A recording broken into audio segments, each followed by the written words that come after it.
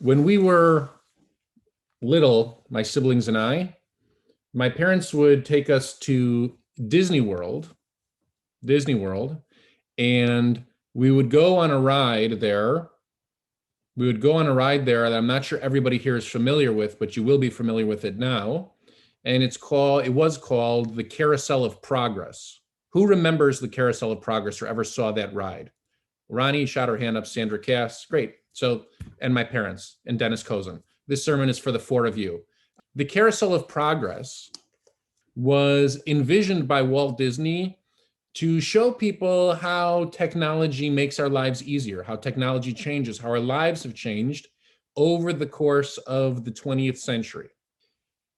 And in the last iteration of this ride, they are on the phone, and when they take a phone call, the person's face appears on the television at the same time. So in the Carousel of Progress, they can see the person that they're talking to, they hear the voice, and they see the face at the same time. And that, my friends, was the future. That was like, as a child in the 80s, sitting there and looking at that was like the future. It was a miracle. It was like the Jetsons. The Carousel of Progress was the future fulfilled, and the Jetsons was a future that is unfulfilled, right? None of us are yet flying around with jetpacks on, which I also thought as a child was in our imminent future.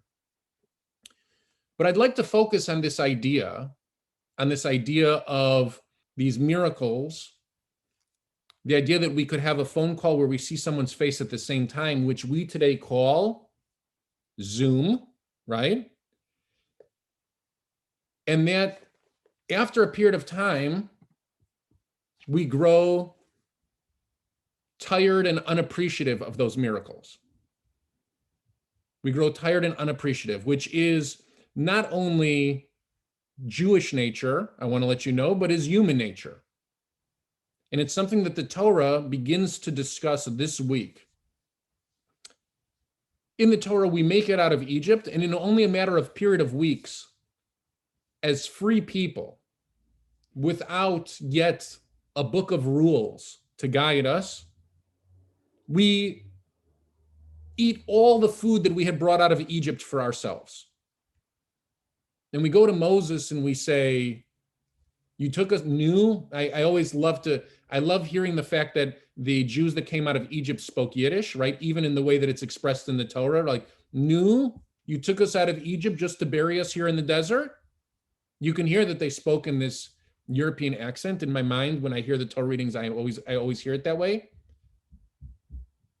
And Moses throws up his hands and says, it's only been a matter of weeks. You just saw us cross through the Red Sea. And already you've given up. Already we've given up on everything. And by the way, were we without food? No, clearly we were not without food. We brought with herds and herds of cattle and flocks of sheep and all kinds of stuff that we brought out of Egypt, we're told, because we wanted to make offerings. We still had not, the Torah tells us we had not made those offerings yet. It doesn't tell us we've started, but we had, in theory, plenty of food all around us. And yet, God steps in and says to Moses, I'm in chapter 16 of the book of Exodus. God says to Moses, verse 9, Emor el kol adat b'nei Yisrael, right? Gather all of the people of Israel. I'm going to skip a few verses and I'm going to read this in phrases. Shamati et tlunot b'nei Yisrael, and in verse 12, I have heard your grumblings. Your kvetching is too much. I can't take it anymore. God also speaks in Yiddishisms. You'll be good to know.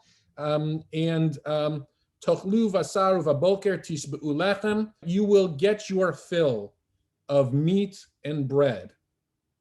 And this begins a process of God literally delivering room service to the children of Israel each and every morning, no matter where we were in the desert, without GPS. Nobody had any idea where we were at any moment, and yet God found us and delivered us something that the Torah calls man. Man. This man comes from heaven. The Jewish people seem to think that it's food right away. We're not sure what it is, how much will come, how much it takes to get full. And the man comes, and God even warns us to take 2 pieces of man, right? Moses warns us. God says man's not going to come on Shabbos. And Moses says take 2 pieces of man on Friday, which is one of the reasons why we have 2 chalot on our table on Friday night, is to remember that miracle and the instruction of taking 2 pieces of man on Friday. And Vayikru Veit Yisrael et Shmo Man, we called it, the children of Israel called it man. I'm in now verse 31. Vehu Kazera Gad Lavan, it tries to describe it. It was like seed of white, and it tasted like wafers of honey. It tasted delicious. It tasted amazing, is what the rabbis want to tell us. And this was an incredible miracle, an incredible miracle. So now I want to fast forward to 40 years later. 40 years later, I'm now in the book of Joshua. I'm here with my academic, rabbinic intern, Simon Leibovitz, sitting next to me, just handed me the Tanakh. And here in the Tanakh, I'm in chapter 5 of the book of Joshua, chapter 5, and I'm just going to read in English.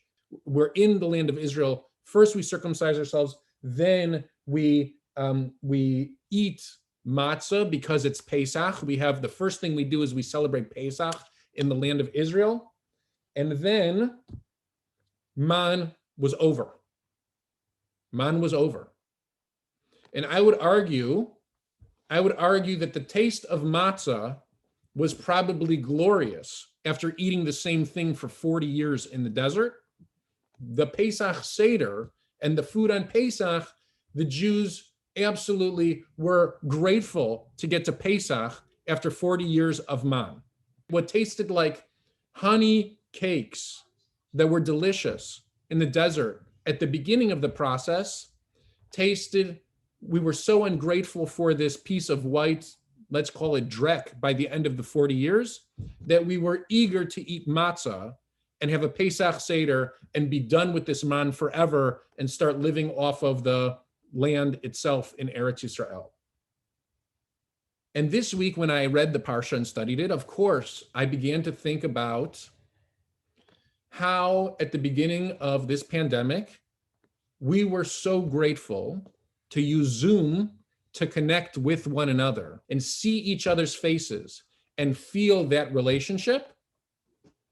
And how I'm sure if I took a poll right now about who was grateful for Zoom in their lives, not a single one of us would raise our hands. Rabbi Abraham Joshua Heschel used to come into class, and at the beginning of class with his students, he used to ask them if they had seen a miracle so far in their day. It was a Tuesday morning. Have you seen a miracle so far? And then he would say, he saw a miracle.